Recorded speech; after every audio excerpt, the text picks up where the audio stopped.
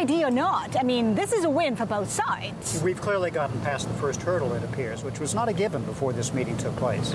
Have you been surprised? I wouldn't say surprised. I think both these leaders need to have gotten past this first hurdle. But what they may define as success going forward may be quite different than what the world ultimately needs. And so I think that ultimately is going to be the conversation that needs to be had in the coming months and years. Trump has said that he's about to sign something, but we don't really know what. What are you hoping he will sign? Well, I think really it's not necessary for us, I think, to guess at that. I think simply to have some sort of framework for going forward, to have a conversation that ultimately gets us to a place where there's stability in the region. Obviously, it's going to be a process. I don't think anybody thought otherwise. The idea that there was going to be something happen immediately, I think, was a fantasy. On the other hand, it's also true that this meeting could have gone sideways quite quickly. What we don't know is how much really was accomplished in the meetings prior to this summit. And it's looking as though there really was progress made to enable them to sign some sort of top-line understanding or agreement today. David, good morning to you, or good afternoon where you are, I guess. Some US media reporting perhaps we'll get something that just acknowledges talks are in progress, pledges to keep momentum going.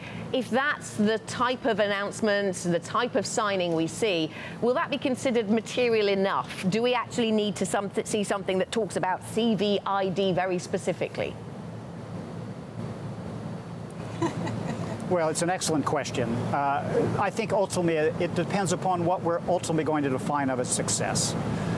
If success is focused only upon denuclearization, I think there are problems. I think there are a lot of additional issues that are going to need to be addressed here.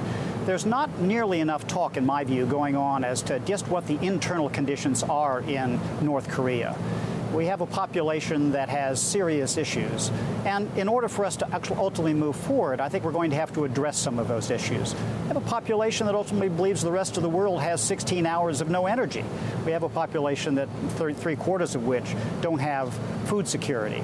And we have a population where almost 40% of its children are stunted.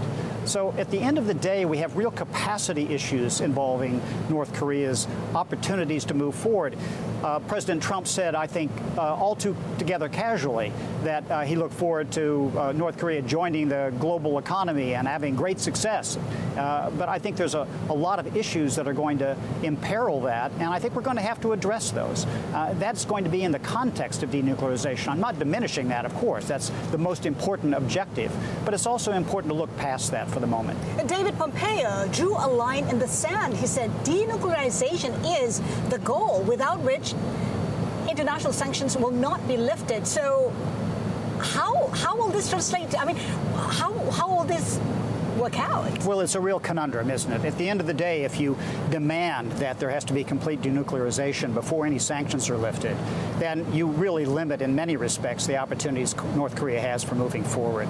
I mean, one thing comes to mind, which I don't mean to analogize, but McKinsey has estimated that Myanmar needs $650 billion to triple its GDP from $1,000 to $3,000. The GDP of North Korea, as best we can, per capita GDP, as best we know, is around $1,000.